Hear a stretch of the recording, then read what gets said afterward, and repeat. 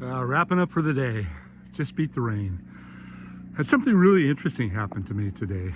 I'm at a job site and my client is 91 years old and his wife must be about the same age. They've got this great big live oak that's growing between the two properties. So I'm going from house to house working. We're shaping the tree all the way around. I'm using the bucket and kind of overly pruning this thing back, but they were adamant that the tree had to be brought in. So we're doing the best job we can. I don't always like doing this kind of work because it makes the trees feel a little bit too much like a big bush. But in this case, they were insistent upon it, and I think we didn't really have an option. Anyway, here's the story. So I go over to the next door neighbor, and they come out to the garage, and this neighbor, the guy I was talking to, he tells me that his neighbor, what I'm talking to now, just had surgery and he lost his leg. They amputated his leg.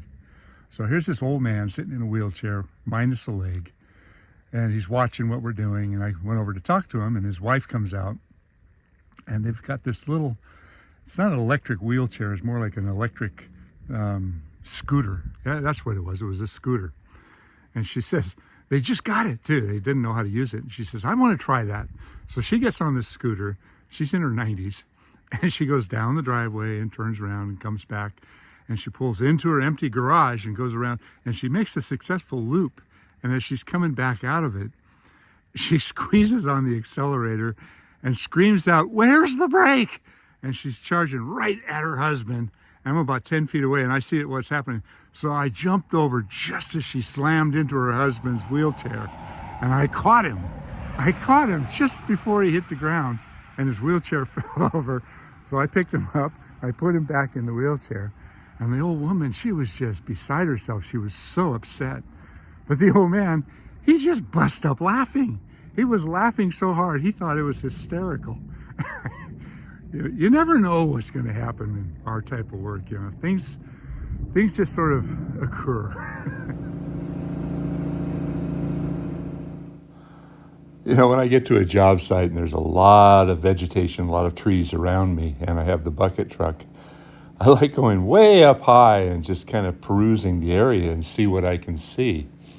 Now, in this particular area, they have quite the infection of oak anthracnose. And you can see it off there in the distance in the lower sections of these oak trees.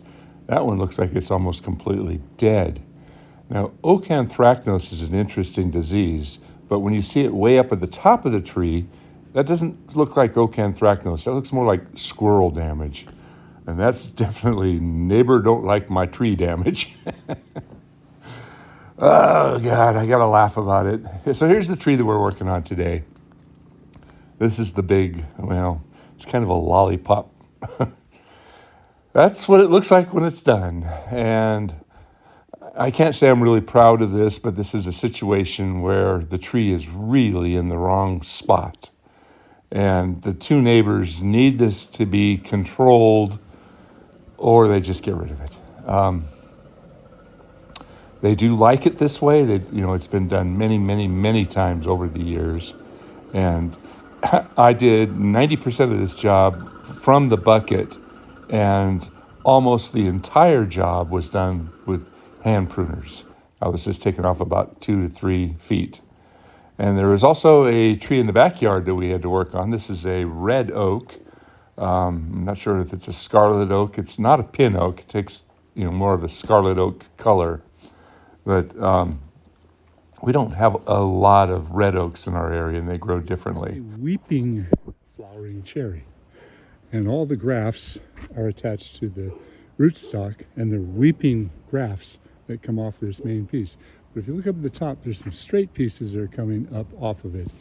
And I'm going to take a look at the inside here, and you can see all the graft unions that came off of the graft are part of the weeping aspects of it. But this portion right here, this continued to grow, and somebody kept cutting it off, and the pieces in the center that are shooting straight up, these are suckers that are coming off of the rootstock. So these should be taken out of here.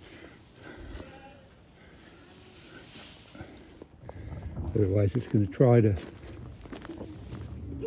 resurrect itself from the rootstock. Looks like it belongs there. There's an interesting story, blowers and plastic lawns.